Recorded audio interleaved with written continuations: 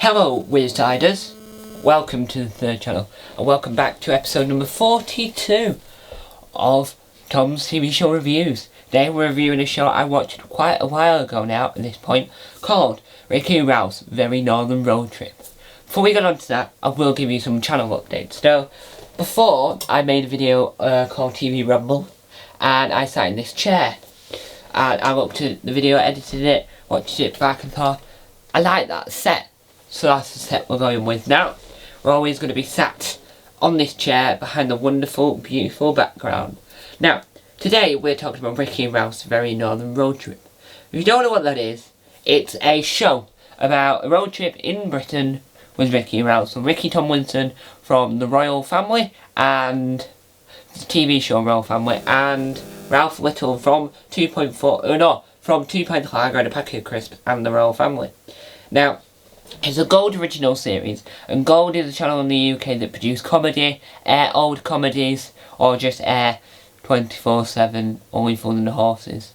But they made this series a 3-part special.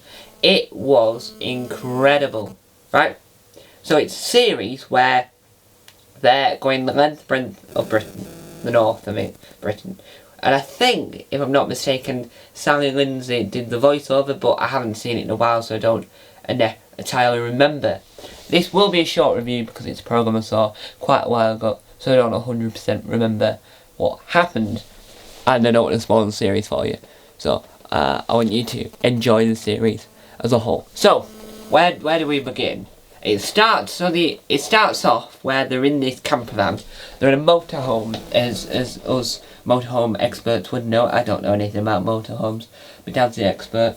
And what happened is they went around Britain. You got to hear stories, and you got to hear the fact that they kept doing a Brian Blessed impression. And that's really funny to me because that reminded me of The Trip, which is what Steve Coogan and Rob Brydon did. They did impressions of Michael Caine in the BBC version and the Sky version, basically. Just moved over to Sky. But with this, they kept doing a Brian Blessed impression. We did learn that Ricky Tomlin, I think it's either Ralph or Ricky that didn't like black pudding. One of them didn't like black puddings, ate it, and liked it. You got to see Blackpool, the Star of Fame, which is like it's like the Hollywood Walk of Fame, but instead of being a walk, it's a whole square with like named the people that either lived in Blackpool or performed in Blackpool, like Morecambe and Wise, Laurel and Hardy, Ricky Tomlinson, you name it, Bruce Forsyth. But the whole show is about showing you these gorgeous places in Britain and watch Ricky and Ralph talk to each other as themselves rather than as their on-screen characters, because they were in the Royal Family together in the 90s, early 2000s. I think the series as a whole worked really well. I wish there was more episodes, but it worked really well. They air it a lot, so it's popular enough. I don't know whether we'll get a second series, because I don't know where you could go next with it, because it's north of England and I feel like they've done the majority of it, but I could be wrong. Because most of these things I am wrong. But I really enjoyed this series. It worked really well in my opinion.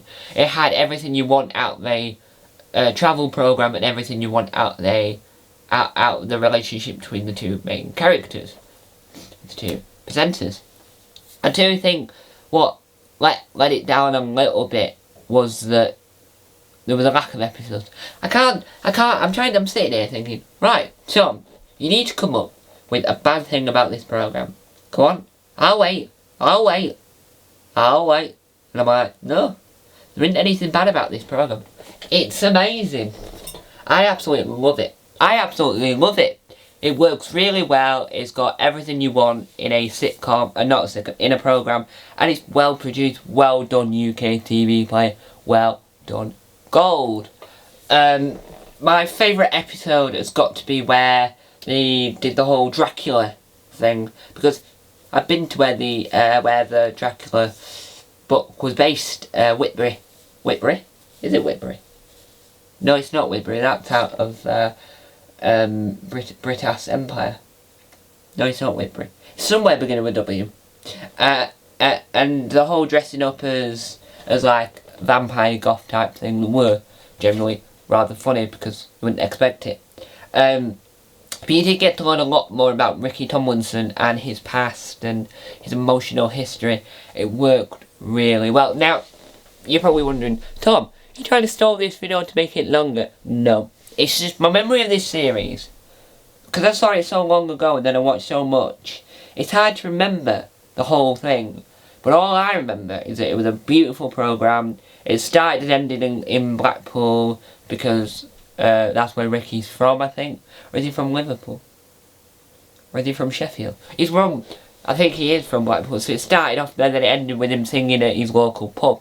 And you got to learn more about the people themselves rather than other aspects. The chocolate, there was an episode where they went in a chocolate factory. That was a good episode because they kept on eating chocolate rather than making the chocolate. So, there you have it, my brief short review. I'll be back with episode 43 shortly because I've got a whole list. I've got nearly 120 odd in my list of things I need to review. This is the longest series I've done on this channel. Doctor Who discussion might be the longest thing I've ever done across all YouTube channels, longest series. But I'm enjoying this. The next episode will be reviewing series 3 of Derry Girls, which is out on Tuesday, and straight after that, I mean like a day or so late, or that same day, sorry, after I've seen all Derry Girls, then we're reviewing Hull Raisers. And then once series 3 Meet the Richardsons is over, we'll be reviewing series 3 Meet the Richardsons.